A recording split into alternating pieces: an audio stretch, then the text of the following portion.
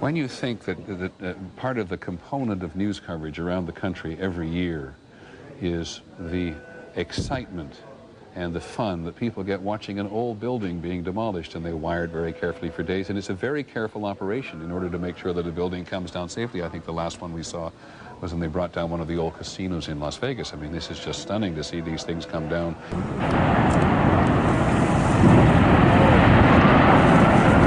That's going to come here. I told you that sucker was going to go. That's coming here, isn't it? What, the cloud? Yeah, look at that. Oh, yeah.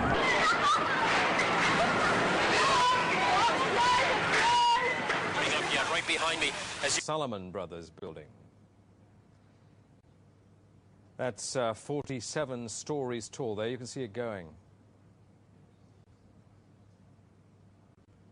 So this happened, some 6 hours or so after the collapse of the World Trade Center.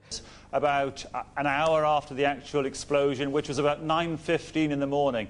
If you wanted to calculate a time to cause maximum disruption, you would calculate that time as the start of the working day and perhaps the biggest, busiest complex in the world. There were those two explosions. I was at the base of one of those. Blair spoke of a battle between the democratic world and terrorism. When I was directing traffic at... And, you know, in terms of the fatalities, you know, Rudy Giuliani said this is Building 7 again. We're going to just replay what you've just seen. This is Building 7 in the World Trade Center area is collapsing. Now, whether we don't even know whether this was something that was engineered for safety reasons or it just happened as a consequence of the two collisions this morning, where the two airliners hit the two towers. Understanding that that building had been evacuated when the collapse occurred. This was known as Building 7 of the World Trade Center, and that is fresh video you're looking at of that coming down. Now, again, they were able to get everybody out of that building before it collapsed. So I don't know whether it was accomplished by demolition experts or whether it just happened as a consequence of what occurred earlier today. It's that building number 7 was going to collapse. That appears to be what has happened now.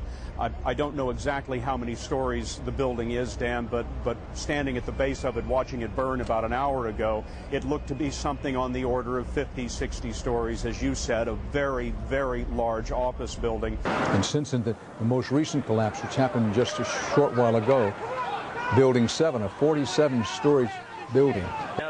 Truth Action points to World Trade Center building number 7 that was behind the Twin Towers and how it went down that day. It looks like a typical controlled demolition. It came down to the ground in 6.6 seconds, which is basically free fall speed, which is basically means there's no resistance.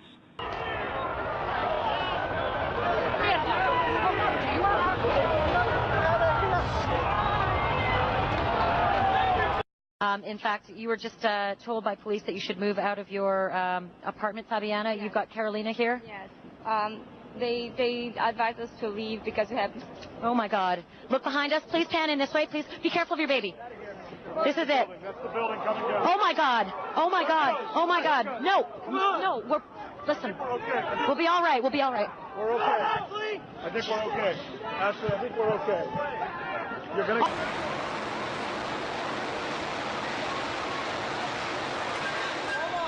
But in New York late this afternoon, a third damaged building, the 40-story World Trade Center number 7, also crashes to the ground. Earlier in a report from Dawn Fratangelo about a woman who was coming out of the building, she said the firemen were going up and she just knows that they were lost. Now, as you continue to describe what you have seen, we're looking at the tape now, Jeff. Okay, good. This once again happened only within the last few minutes. We saw one of those smaller buildings just fall to the ground.